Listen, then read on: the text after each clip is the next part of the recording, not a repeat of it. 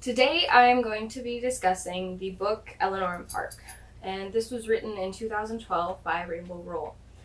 Although I would not be doing this book or some of its readers justice if I didn't talk about one of the most controversial aspects of this book in itself. So I took notes on what I wanted to talk about regarding this because there is a lot of information. So the book Eleanor and Park is a bit problematic because one of the main protagonists, Park, is an Asian American, and it was written by a white woman, Rainbow Rowell.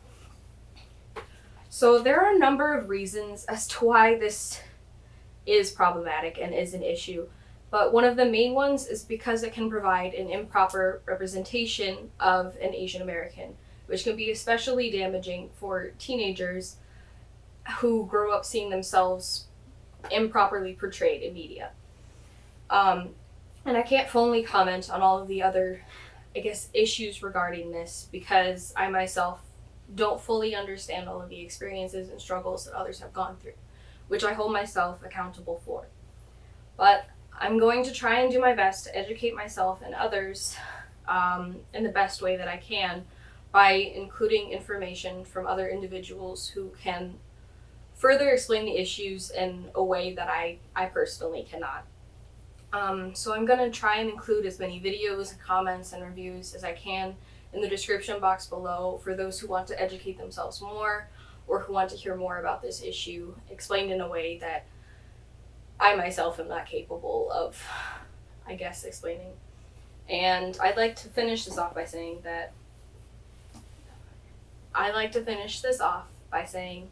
that I personally like this book because of the personalities of the characters and because of their relationship.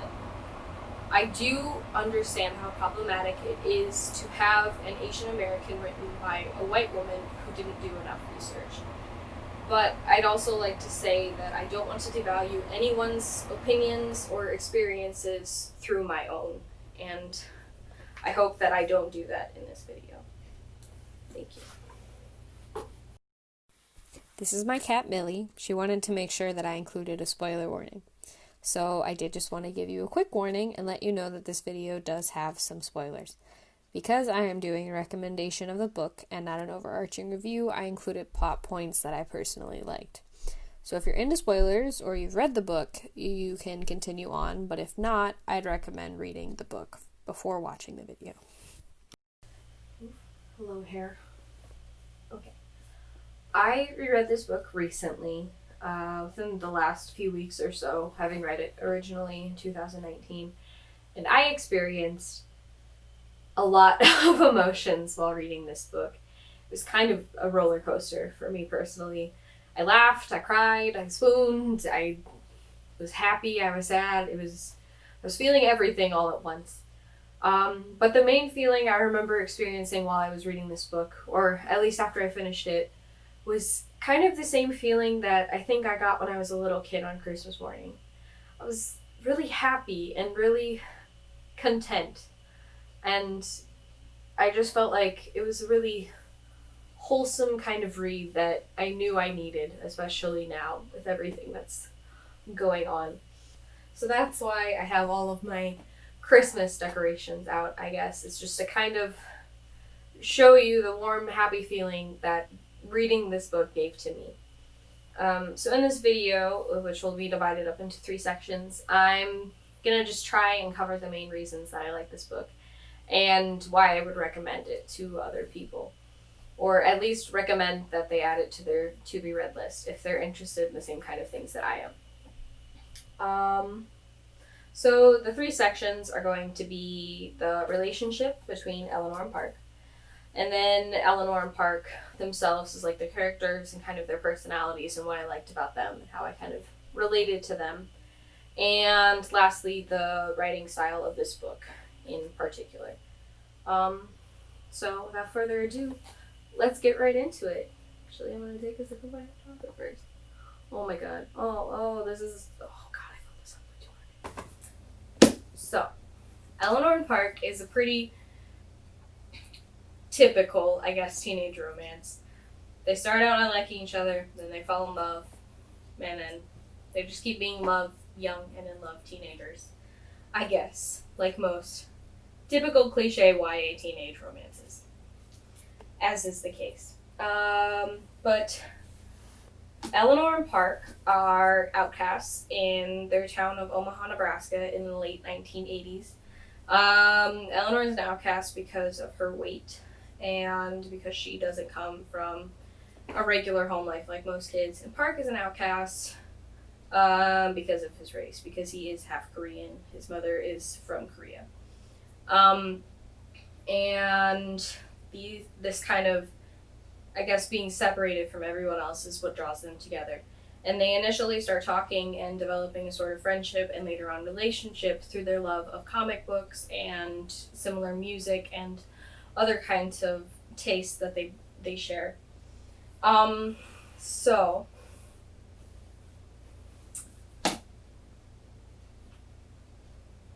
I'm going to talk about the relationship now. We're going to get down, we're going to get deep. We're not going to get too deep because I'm going to be honest, I could talk about their relationship and everything I love about it for literally hours, but I'm going to hold myself back. I'm going to practice some self-restraint, and I'm just going to pick a few things that I really like about the relationship and that I felt made it different from, I guess, other cliche teenage relationships in the YA genre itself. So before Eleanor and Park start dating, when they're still friends, Park decides to make Eleanor a mixtape because there's a lot of artists that she's wanted to hear and that she's really interested in, and she hasn't heard them. And the reason he knows this is because she writes a bunch of song lyrics on the covers of one of her books. So he makes her a mixtape, and he offers to give it to her, and she initially declines because she has no way of listening to it because she has no batteries in her Walkman. So he loans her his Walkman, and she ends up just taking the batteries out of his and the tape, and then putting the batteries in her own and listening to the tape over and over and over again until her Walkman dies, which is probably a number of hours. So she really enjoys the tape, and then he just keeps doing that. And he later goes home that night, Park does, and he asks his grandmother for Christmas for batteries, and he strips the batteries out of most of the devices he owns, including, I think, his brother's game controller, without his brother's permission. But he just takes all of the batteries so he can give them to Eleanor so she can listen to more of the tapes without having to go buy batteries, which is not something she can do. Which I thought was a really cute and sweet kind of friendly gesture that he had. And that's why I like that scene. Also, just mixtapes need to be more of a thing. I don't know why they're not. Like, I get playlists, but just, I want a mixtape. No, I don't have a cassette player. Okay.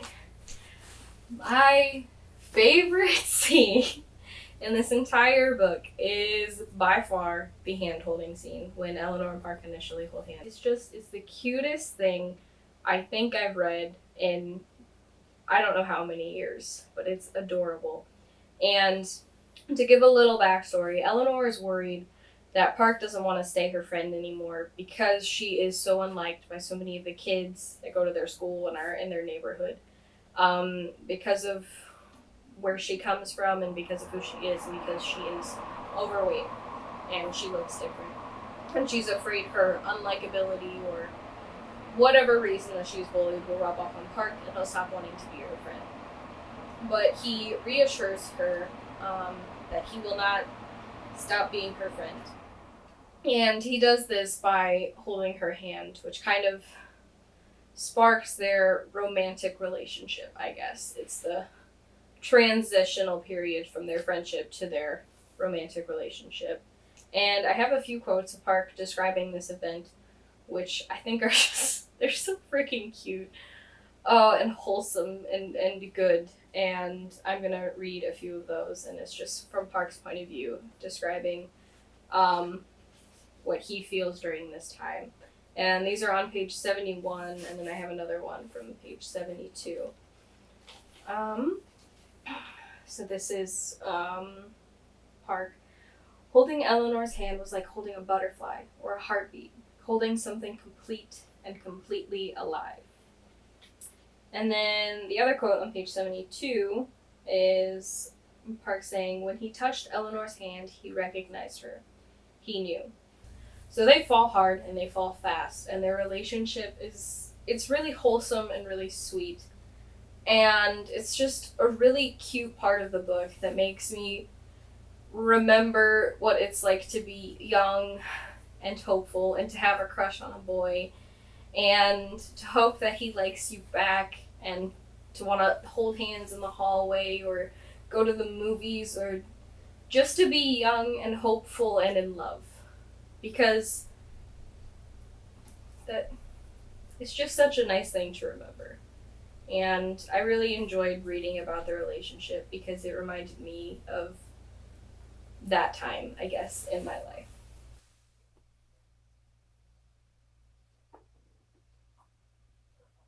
Oh, that's a mustache. That's attractive. Cool. Okay, and now I'm going to get into what I like about Eleanor and Park, and their personalities kind of individually. So I'm going to talk about Park first, just because I have, I guess, a lot more to say on him because he kind of resonated with me more, and especially who I was as a teenager. So Park is this really cute, wholesome,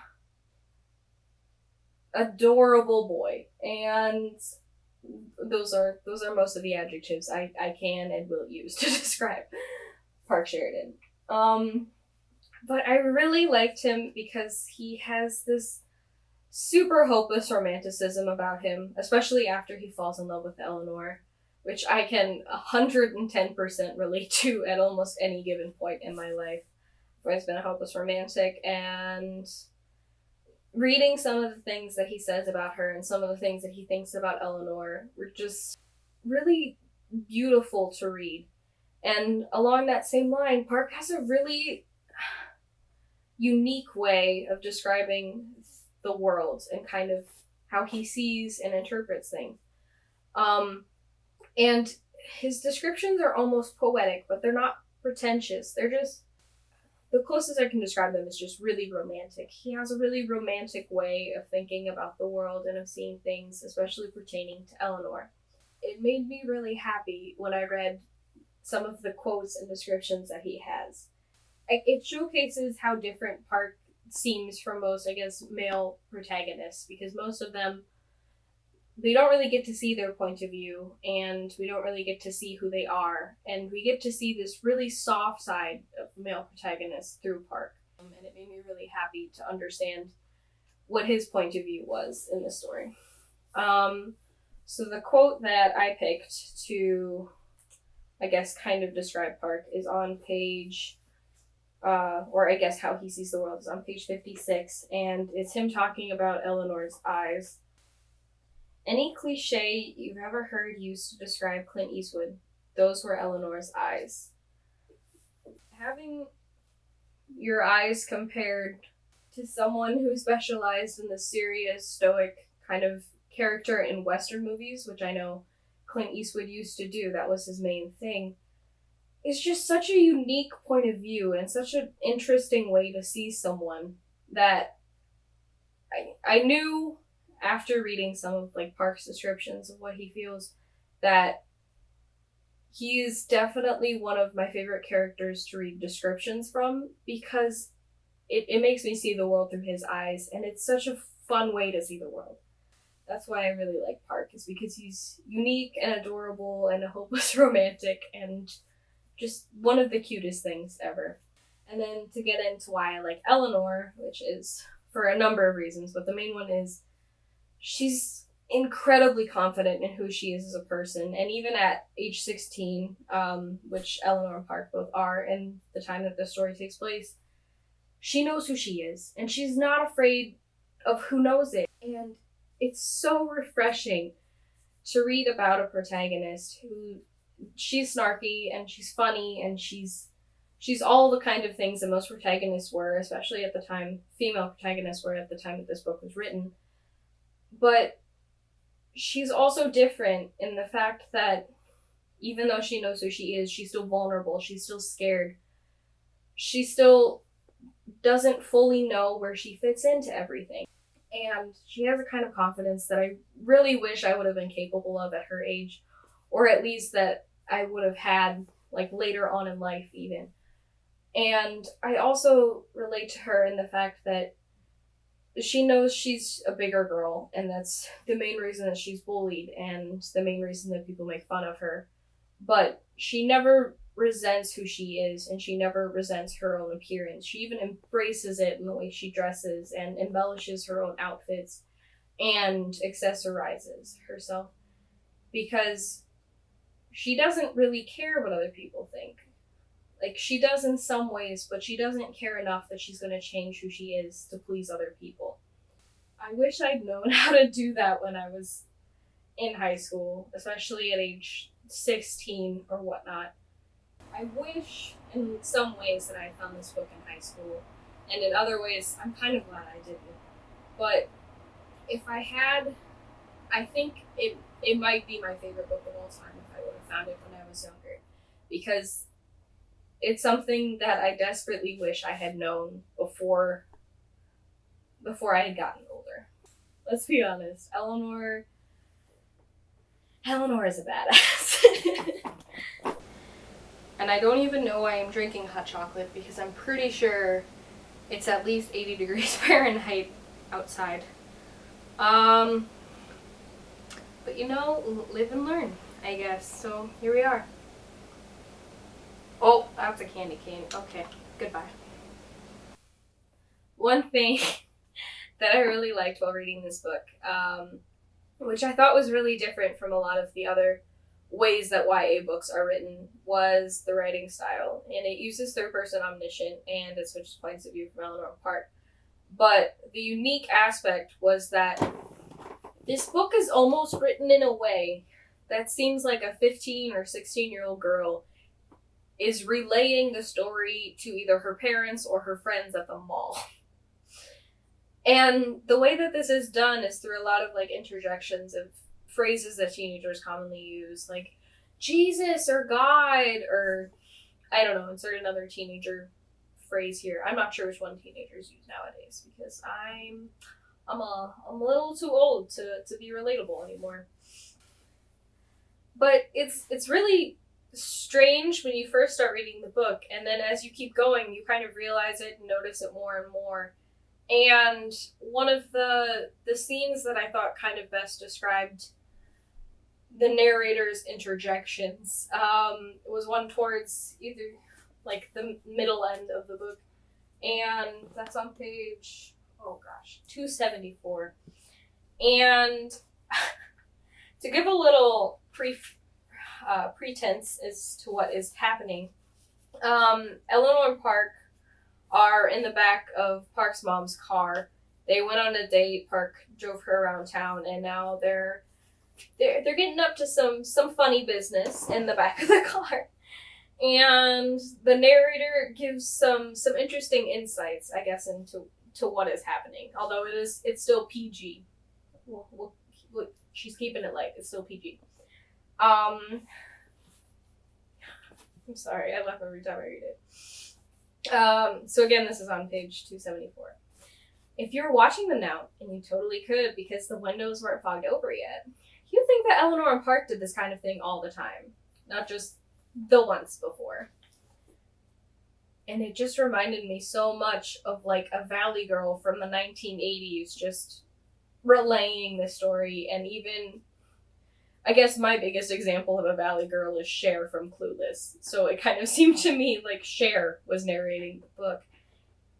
And it's really weird and really wacky, but also really funny to imagine a teenager explaining why Eleanor and Park fell in love and everything that happened after they fell in love. Oh my god, I couldn't get over it, and I still think it's the best part of this book is just the narrator themselves.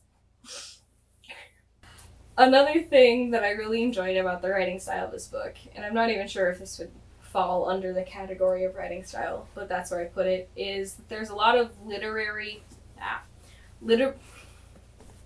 a lot of literary references within the book, especially through Eleanor and Park's honors English class, which they're both in, and through their teacher, Mr. Stressman. And they talk about Shakespeare a few times, and literally one of my favorite quotes regarding Shakespeare is in this book, which I'll read to you in a little bit. But there's a lot of references to poetry and Shakespeare and a lot of other things that I really liked reading about, especially as someone who learned as much as they could about English for the last 4 years, and is now in a considerable amount of debt as a result. But I really liked having those kind of references because it shows how much the author herself liked literature and wanted to include it within her own book.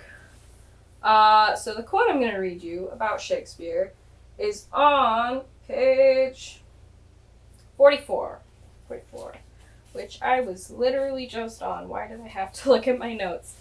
So to give a little preface, Eleanor is talking to Mr. Stressman about Romeo and Juliet, because Mr. Stressman is trying to lead a class discussion, and no one else in the class wants to get involved.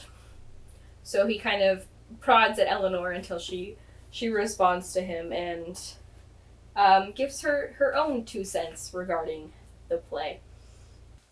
Okay, yeah, page 44. She rolled her eyes again. She knew Mr. Stressman's game by now. Romeo and Juliet are just 2 rich kids who've always gotten every little thing they want, and now they think that they want each other. They're in love, Mr. Stressman said, clutching his heart. They don't even know each other, she said. It was love at first sight. It was, oh my God, he's so cute at first sight. If Shakespeare wanted you to believe they were in love, he wouldn't tell you in almost the very first scene that Romeo was hung up on Rosalind. It's Shakespeare making fun of love, she said. I recently rewatched, or I guess watched, one of the adaptations of the play on one of the films. And the entire time, which I think was probably close to 2 hours, that I was watching this adaptation, I kept recalling this quote and thinking how entirely accurate it seems to me. I don't think too highly of Romeo and Juliet. I think I liked it when I was 14. Nowadays, not so much. I just can't relate to the hype. But that's... I'm not going to rant about Shakespeare too much in this video. I'm going to avoid ranting about Shakespeare too much in this video. Although I do have another Shakespeare quote for you before that. Okay, this is on page 63. This is another Shakespeare quote for you. Well, not Shakespeare quote, but quote about Shakespeare. And this is an assignment where the groups of the class were supposed to compare and contrast Juliet from Romeo and Juliet and Ophelia from Hamlet.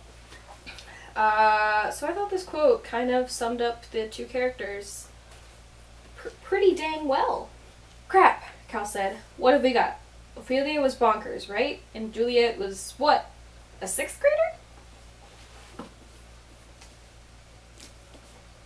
One thing that bothers me the most about the play Romeo and Juliet is the fact that Juliet could not have been older than 14, and probably, I think she was 14, the time that the play and all of the events that happened took place. She was 14. I'm not going to get into it. That's a video for another time. I'll probably do that video at another time. But right now I just need to reiterate how frustrating that is for me. But also, as someone who has encountered Shakespeare in numerous college courses and even took a class on it in high school, that seems like a pretty freaking accurate quote. In my book, that quote is accurate. I didn't read Hamlet because Hamlet is long, and that would have taken us an entire semester. But we did watch the movie, and Ophelia did seem a little crazy. Juliet was very young. So, yeah, that's what I have to say about those. It's not even hot anymore. It's just sad, lukewarm cocoa. Such is life. Okay, To summarize, this book gives me the same feeling I get when I watch kitten videos or when I watch a Christmas movie from Hallmark. If you can't tell, I kind of like Christmas. It just, it makes me feel, well, their relationship makes me feel just warm and fuzzy and cozy and just really happy on the inside. And although I do enjoy this book a lot, I hope that they take more responsibility for Park and who he is in the film adaptation that they're currently working on.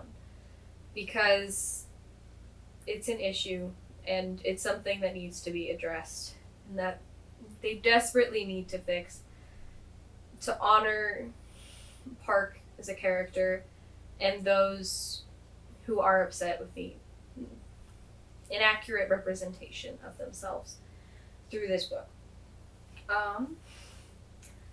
I do have one question for you if you've already read this book.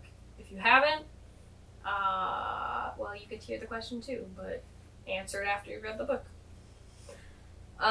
What do you think the 3 words are? I'm gonna post below what I think mine is in the what I think it is in the description box. But please comment. I'd love to carry out a conversation over what everyone thinks they are, which is the subject of much speculation throughout fans of this book.